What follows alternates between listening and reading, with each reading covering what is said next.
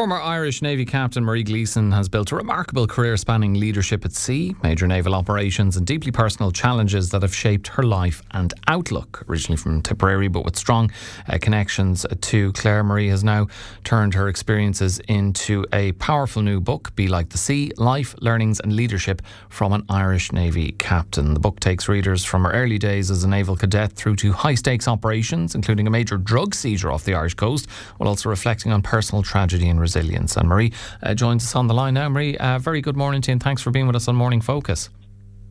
Good morning, Alan, and I'm absolutely delighted with you and delighted that this is my first regional interview, seeing as I am of the Clancy stock from Kilkee. So delighted my granddad was Hugh Clancy from Kilkee, so it's lovely to be on Clare FM this morning. Great. Our listenership was going to spike in Kilkee then around this time now, which is good to hear. Marie, talk to us about when your, I suppose, interest or, passion or fascination in a career at sea began. Now, I would imagine back then it wasn't seen as a conventional or typical career path, particularly for a farmer's daughter, and maybe one not overly familiar with the sea. Yeah, no, absolutely not. Yeah, the Navy actually only started taking women in 1995, would you believe? So there have been women in the Army since the 80s, but the Navy. So when I did my leaving cert in 1996, I didn't even know the women could join the Navy, to be honest. So I had gone for the Army cadetship. My uncle was an Army officer. My granddad, actually, Hugh from Kilkee, he had actually served as an emergency signaller, would you believe? He was in the post office. So there was a kind of a sense of the military connection, loved the farm, loved running around the fields, played sport with the boys. So the Army made sense. And to be honest, I did the Navy interviews because it was really hard to get in at the time, and I just thought it would be good practice for the Army. So I think when we got the letter into the house to say that I got in the Navy, I was actually shocked. Like, day trips to Tramore or over to Ballybunion or Kilkee was as far as we had gone as kids. And I think that's what's really interesting about the book. People sometimes rule themselves out of different opportunities because they don't think they'll be good enough or they'll have the experience. And actually, once I set foot on a ship, I absolutely learned to love the sea.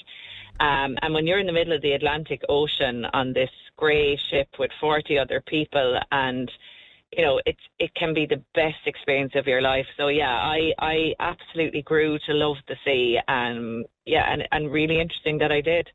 Yeah, clearly your love for the sea and passion for your career helped you to progress and advance. But, I did hear you speaking recently about going through the early stages of being in the Navy and, being told, don't excel too much or don't try too hard. You don't understand it too much. You kind of want to just be there kind of in the middle, not being overly noticed, but just, I guess, your desire to be the best you could be. So you find it hard to stick to that.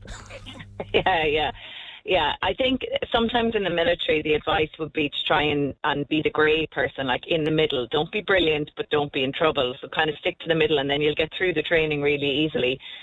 But, ultimately I could only be myself. And I think that's one thing about learning about life and people and how we all interact. Like, I would be outgoing, I'd ask a lot of questions, I'd be very enthusiastic. And I suppose that was me, but sometimes I didn't realise how me was impacting on other people. And when you're out on a ship in the middle of the Atlantic, sometimes a lot of people don't want the person who's going to bounce into the wardroom and, look for and have the chats. Like, sometimes you've got to recognise that you have to moderate your own behaviour so that other people can function effectively.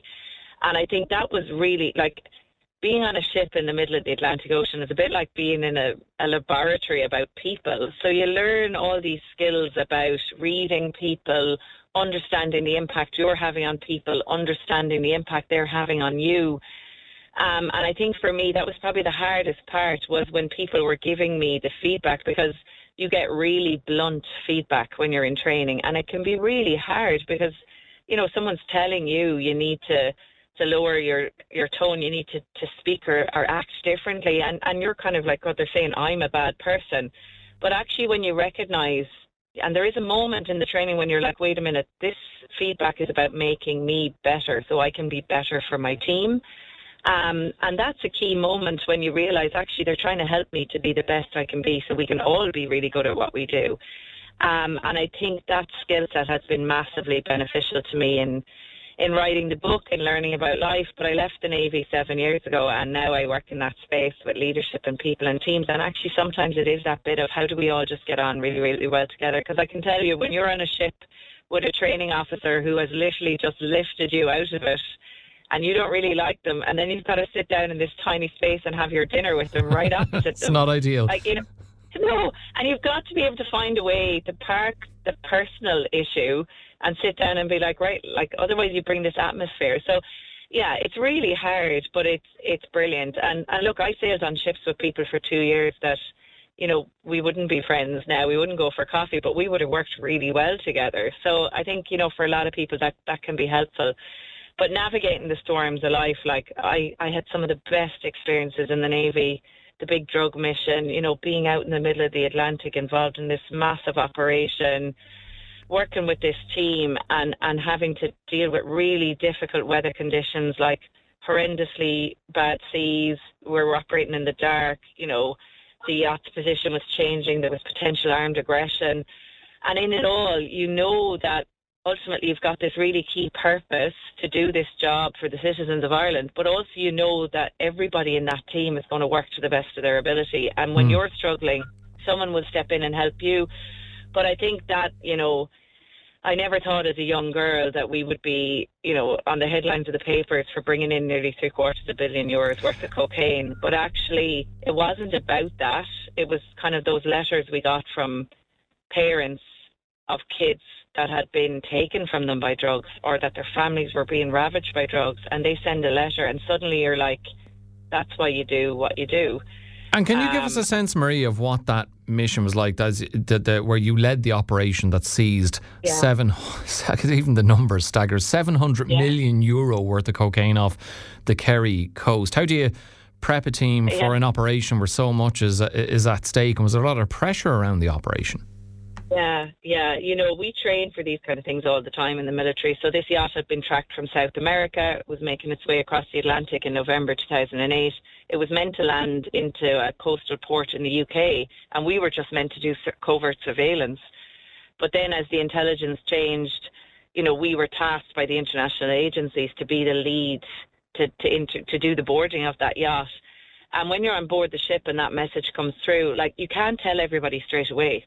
Because if you tell everybody straight away, then they're all on high adrenaline for days possibly, because it could take 2 or 3 days to do the surveillance, get into position. So there's an element of it's just you, the captain, maybe the comm-op, you're there and you're having all these discussions, decisions about, you know, who's going to be on the team, and you're putting them into these situations that you know are high risk and high intensity, and we all knew what was at stake. And like, I live with those people 7 days a week for a month at a time on board the ship. So I know them. I know who they are. I know their care and responsibilities. I know who's at home. And yet you can't take that into the decision-making process. So you've got to do the professional job. But at the same time, you know who these people are and you know how much risk we're all going to be in. But yet nobody balked. And you know, that's the power of good teams and good systems and training. But also, you know, we had to adapt a lot. Certain things were not as we had planned for. You know, we were out in international waters. The weather conditions were really difficult.